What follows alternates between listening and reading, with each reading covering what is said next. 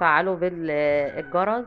وان شاء الله هنقول على المكونات اهي. دي يا جماعة عبارة عن غلة او حاجة اسمها قمح. دي غلة مقشورة. في نوع منها متقشر ونوع مش متقشر. اللي مش متقشر ده بيكون غامق، فما بيبقاش حلو في العاشورة او البليلة، فبيكون غامق.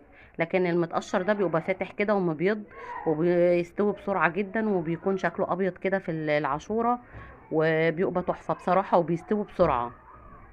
هنا هنبدأ مع بعض الكمية. بصوا ما شاء الله عليها عسل. معانا كوباية قمح او غلة